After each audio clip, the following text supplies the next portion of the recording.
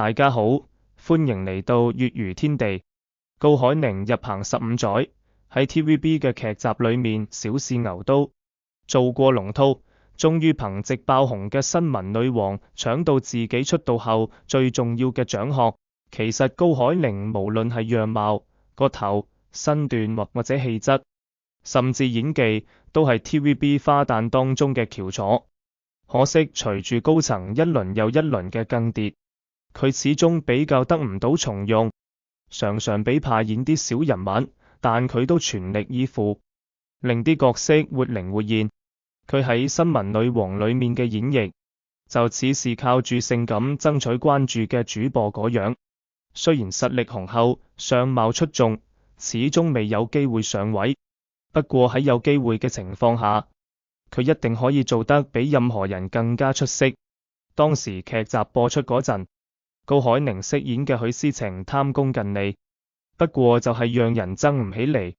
因為成日有職場中人嘅共鳴，冇靠頭，冇背景，家庭又係一個沉重嘅負擔。喺咁嘅環境下，普通人難以突圍而出。就好似佢2008年參選港姐嗰時候，清純靚麗，身形高挑，性格開朗，一度俾人看成奪冠大熱門。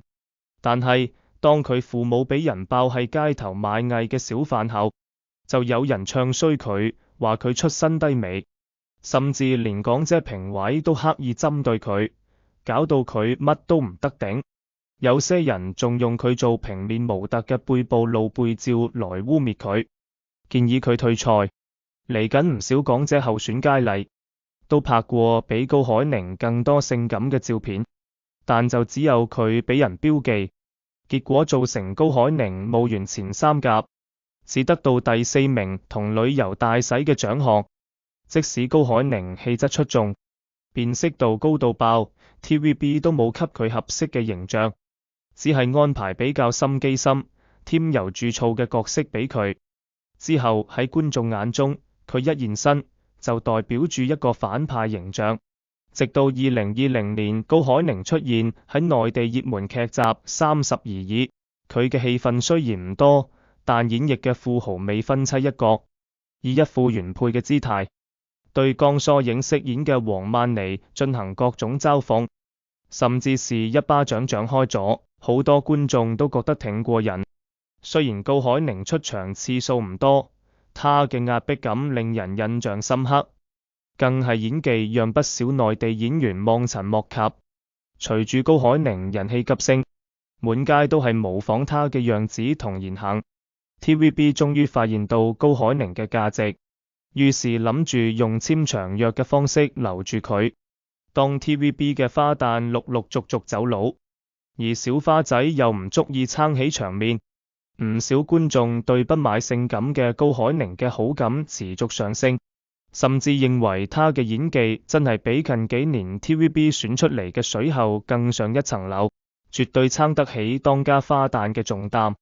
高海寧曾表示，感謝大家覺得他有資格去爭視后，如果真能拿到固然開心，如果別人拿到他也會替別人開心。總之他會繼續做好自己，一步一腳印，踏踏實實走好每一步，不斷磨練演技。觀眾其實都看得見，新聞女郎中高海寧讓大家看到非常多層次的許思晴。就像高海寧一樣，她有理想有抱負，但是卻沒人給她機會。一旦有機會出現，她立馬就會緊緊抓住，因為她早已準備好了。所以這個最佳女配角對於高海寧來說實至名歸，能接得住佘詩曼的戲不是個簡單的事情，能和佘詩曼平分秋色更是難上加難。在這部大女主劇中，高海寧飾演的應該是3、4線的角色，如今依然讓大家念念不忘。不僅是這部電視劇整體優秀，更有住高海寧不可磨滅的成就和付出。在感情方面，高海寧也不是那麼順利。高海寧與前 TVB 音樂總監鄧志偉的緋聞傳足5年，不時都有報道指他們就快拉上天窗。最近卻傳出兩人早於今年1月分手。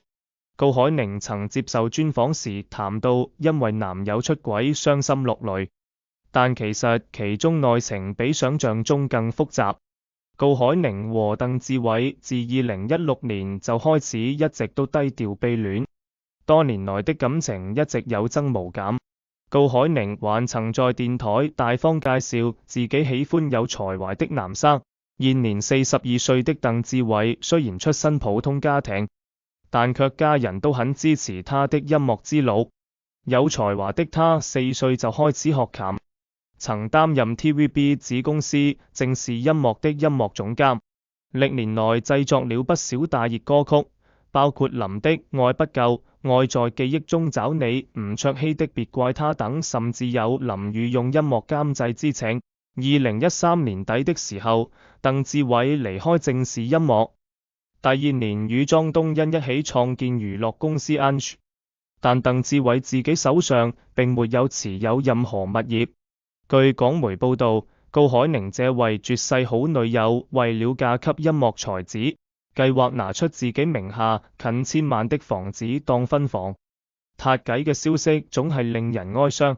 在港嘅娛樂圈裏好似尤其常見，就好似之前準備踏入婚姻殿堂嘅高海寧與男友嘅愛情船突然就翻了船。今年1月傳出雙方決裂，據講係因為高海寧發現另一半搞曖昧，結果斬釘截鐵地揀選分手。而鄧志偉呢，就係昨日對媒體坦白自己捲入一場花邊緋聞，喺 S 小姐呢位圈外人身上跌入桃色漩渦。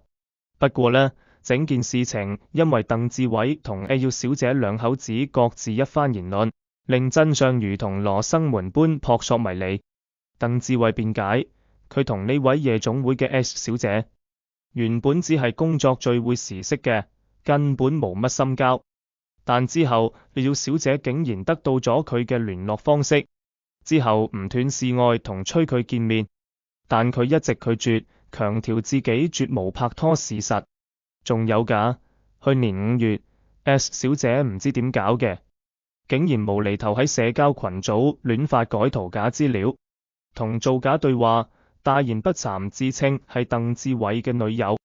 成日煩佢電話，仲到幕前幕後嘅同事地道造謠。唔怪得高海寧最後咁決絕。提到高海寧，佢曾經話過，我唔想局限喺任何一個標籤之下，無論係港姐定係海外港人。由此可見，高海寧充滿自我認同同堅持，佢嘅求取進步嘅夢，遠比單一身份標籤嚟得更加有意義。高海寧立志以實力證明，喺演藝外嘅領域一樣可以發光發亮，唔會俾任何框架所限。睇返高海寧事業嘅軌跡，的確係一路堅持不懈。他不單只係銀幕上面嘅明星，更係以行動證明對善事嘅投入同喺商界嘅成功。佢嘅故事俾我哋帶來嘅訊息，就係不論遇到咩難關，只要堅守夢想，努力不懈，你終究會創造出自己人生嘅奇。今期嘅節目就講到呢啲，下次再聚，記得約好時間啊！